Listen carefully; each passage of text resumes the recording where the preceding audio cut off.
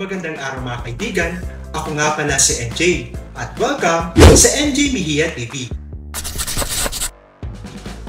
Dito sa ating channel, pag-uusapan natin ang mga paksang may kinalaman sa kultura, buhay, at politikang pang-Pilipino.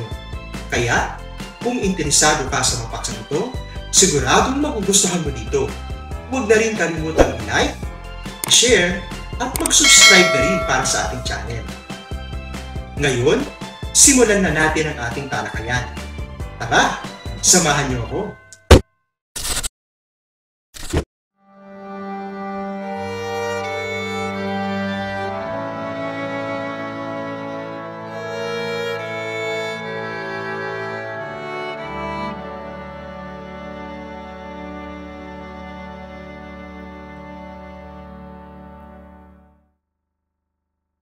Ang ika-21 na kabanata ng Noli Me Tangere, Kuwento ng Isang Ina.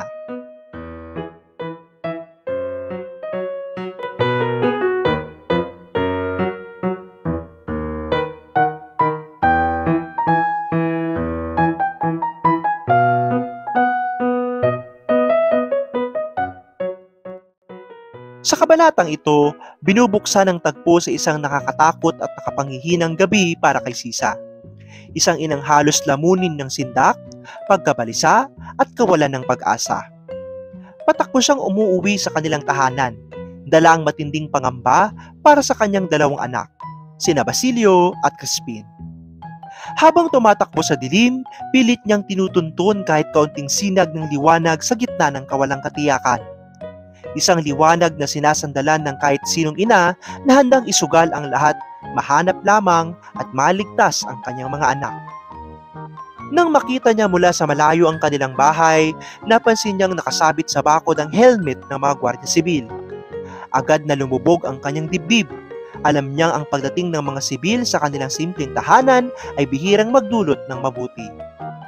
Sa kanyang isipan, gumuguhit ang tanong, hinuli na kaya nila si Basilio? At nasaan si Crispin? Nag-aalimpuyo ang takot at pagkalito sa kanyang kalooban habang minamasdan ang bakas ng kapangyarihan ng mga sundalo. Sa una, inakala niyang maawain ng mga sibil nang makita niyang papaalis ang mga ito dahil ang kanyang pinagtatabang inahin lamang at hindi ang kanyang mga anak. Ngunit nang marinig niyang tinatawag siya ng mga sundalo, nanginig ang buo niyang katawan. Pilit man niyang iwasan ay napilitan siyang humarap sa kanila. Dito'y hinarap niya ang masakit na bintang na siya raw ay ina ng magnanakaw. Isang akusasyong walang batayan ngunit malupit na isinampal sa kanya.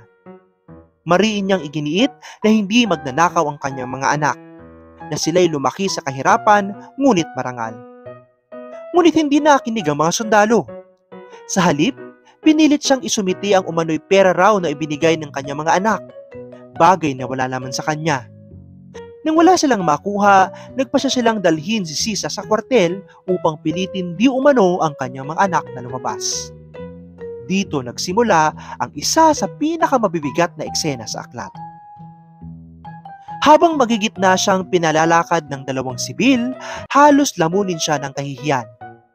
Itinago niya ang muka sa kanyang alampay, batid na ang mga matang nakatitig sa kanya ay puno ng paghatol at panlalait. Tila ba ang bawat hakbang niya sa kalsada ay pahiyang lalong naglulubog sa kanya sa kawalan ng dangal.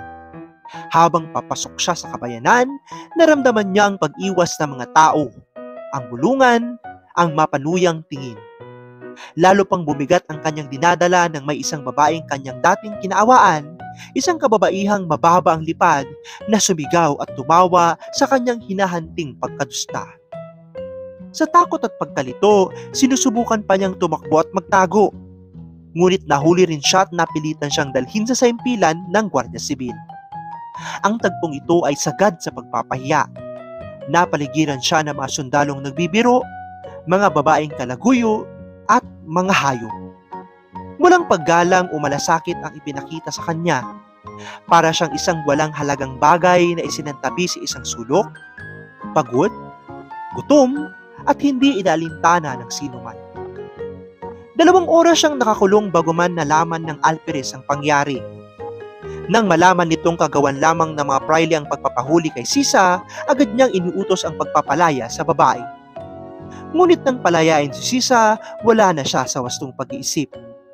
Tahimik, walang direksyon, at waring lumilipad ang isip. Naglakad siya pa uwi habang wala sa sarili. Pagdating sa kanilang kubo, hinanap niya agad sina Basilio at Crispin. Hinalughog niya ang bawat sulok, tumakbo sa paligid, bumaba sa bangin, tinungo ang sapa at ilog, at patuloy na tumatawag sa kanilang mga pangalan. Tanging alingaw-ngaw ng kalikasang tahimik ang sumagot sa kanya. Sa kanyang pag-akyat muli sa bahay, napansin niya ang isang kapirasong damit ni Basilio na may bahid ng dugo. Sa sobrang kirot at ligalig, hindi na niya napagnilayan ang kahulugan ng dugong iyon. Sa halip, lalo lamang siyang nalugmok sa pagkalito. Ang kanyang mundo ay biglang naging isang malalim na bangin ng paghihirap at pagkawasak. Unti-unting nabura ang kanyang katinuan. Sa paglipas ng oras, napadpad siya sa iba't ibang lugar, umiiyak, umuungol at tumatawa ng wala sa panahon. Nabighani sa sariling alaala, tinatalo ng lungkot at kabaliwan, tuluyang nalunod si Sisa sa paghihirap na hindi na kinaya ng kanyang isip. Kinabukasan, natagpuan siyang hawak ang isang maputol na kapayapaan sa sarili. Ngumingiti, umaawit, at kinakausap ang lahat ng bagay sa paligid. Ganito ibinaba ang bigat sa kanyang mga balikat. Sa halip na lakas, isang mapayapang pagkawasak ang kanyang natamo.